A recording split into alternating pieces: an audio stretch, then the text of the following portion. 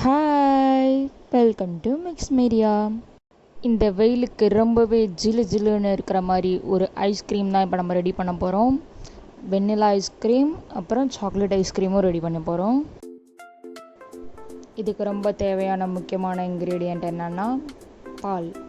நான் ஆரோக்கியாவோட full cream milk எடுத்திருக்கேன். 1/2 litre எடுத்திருக்கேன். 31 rupees வருது. இதை நம்ம ஒரு பாத்திரத்தில் போட்டு கொதிக்க விடலாம். ஒரு கொதி வர வரைக்கும் வெயிட் பண்ணுங்கள்.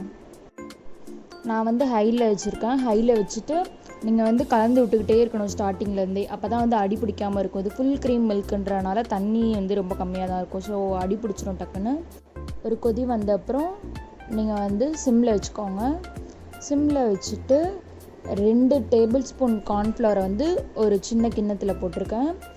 அதில் கொஞ்சம் பால் ஊற்றிக்கோங்க. ஒரு 10 ஸ்பூன் அந்த மாதிரி எடுத்து ஊற்றிக்கோங்க. நான் தெரியாமல் சூடான பாலில் ஊற்றிட்டேன். சூடான பாலில் ஊற்றிட்டா கெட்டியாக வந்துருமாம்மா, ஒழுங்காகவே மிக்ஸ் ஆகாதான். ஸோ நீங்கள் நார்மலாக வார்ம் மில்க்லேயே நீங்கள் கலந்துக்கோங்க. அதிலேருந்து பால் எடுக்காதீங்க. இப்போ அதை நல்லா மிக்ஸ் கொடுத்துக்கோங்க. சுத்தமாக கட்டியே இருக்கக்கூடாது, அப்போ தான் சூப்பராக இருக்கும். கட்டி ஃபார்ம் ஆயிடுச்சுன்னா அதை கொஞ்சம் எடுத்து போட்டுருங்க. அதை எடுத்து அதுக்குள்ளே அப்படியே ஸ்ட்ரெயிட்டாக போட்டுறாதீங்க. அதுக்கப்புறம் அதில் நம்ம போட்டுக்கலாம். நம்ம இந்த மில்கை கொதிக்க வச்சோம்ல, அதில் போட்டுக்கலாம். சிம்லேயே இருக்கட்டும். அதுக்கப்புறம் திக்காகிற வரைக்கும் வெயிட் பண்ணுங்கள். திக்கானதுக்கப்புறம் 3/4 கப் அளவுக்கு சர்க்கரை போட்டுக்கலாம்.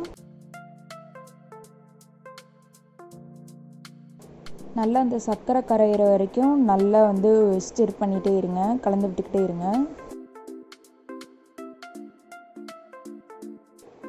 இப்போ நம்மளுக்கு இந்த மாதிரி ஒரு கன்சிஸ்டன்சியில் கிடச்சிருக்கு.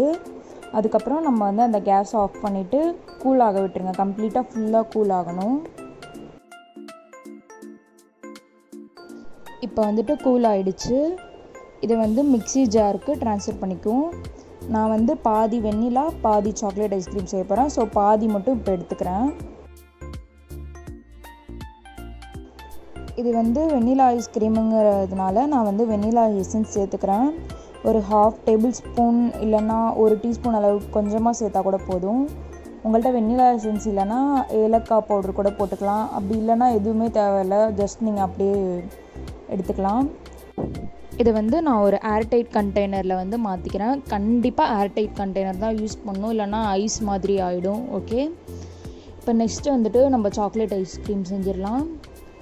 மிச்சம் இருக்கிற பாலை அதில் ஊற்றிக்கிறேன். இது சாக்லேட் ஐஸ்கிரீம்ங்கிறதுனால நான் 1 டீஸ்பூன் அளவுக்கு கொக்கோ பவுடர் போட்டுக்கிறேன். இதையும் நல்லா மிக்சியில் அடித்து எடுத்துட்டேன். பாருங்கள், பார்க்கவே சூப்பராக இருக்குது. இதையும் ஏர்டைட் கண்டெய்னரில் தான் ஸ்டோர் பண்ண போகிறேன். இது நீங்கள் 4 to 6 hours ஃப்ரீசரில் வச்சுக்கோங்க. நல்லா ஃப்ரீஸ் ஆனதுக்கப்புறம் மிக்சியில் போட்டு அடிச்சுட்டு திரும்ப நம்ம அதில் போடணும். அப்போ தான் சாஃப்டாக இருக்கும்.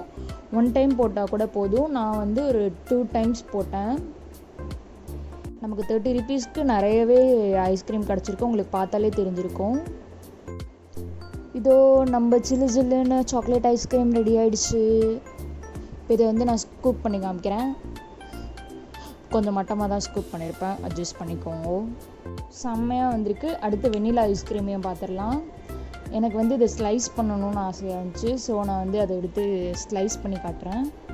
ஆக்சுவலாக இந்த ஐஸ்கிரீம் பண்ணும்போது நான் நிறையவே கற்றுக்கிட்டேன். ஃபுல் க்ரீம் மில்க் யூஸ் பண்ணால் கண்டிப்பாக ஸ்டிர் பண்ணிகிட்டே இருக்கணும், இல்லைனா அடி பிடிச்சிக்கும்.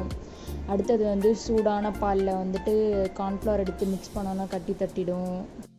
அப்புறம் ஏர்டைட் கண்டெய்னர் யூஸ் பண்ணலன்னா ஐஸ் மாதிரி ஆகிடும். அப்புறம் ஸ்கூப் பண்ணும்போது அந்த ஸ்பூனை சுடு தண்ணியில் வச்சுட்டு எடுத்தால் தான் அழகாக ஸ்கூப் பண்ண வரும், இல்லைனா ஐஸ்கிரீம் அதிலேயே ஒட்டிக்கும். இதெல்லாம் தான் நான் இதுலேருந்து கற்றுக்கிட்டேன். நீங்களும் தெரிஞ்சுக்கணும்னு நான் ஆசைப்பட்டேன். ஸோ அதனால தான் நான் இவ்வளோவும் சொன்னேன். கண்டிப்பாக இந்த ஐஸ்கிரீம் இந்த சம்மரில் ட்ரை பண்ணுங்கள், உங்களுக்கு கண்டிப்பாக பிடிக்கும். ஓகே, பாய். அடுத்த வீடியோவில் சந்திக்கலாம். உங்களுக்கு என்னோடய சேனல் பிடிச்சிருந்ததுன்னா மறக்காமல் சப்ஸ்கிரைப் பண்ணுங்கள். எனக்கும் கொஞ்சம் மோட்டிவேட்டடாக இருக்கும். ஏதாவது டவுட்ஸ்னால் இன்ஸ்டாவில் கேளுங்கள்.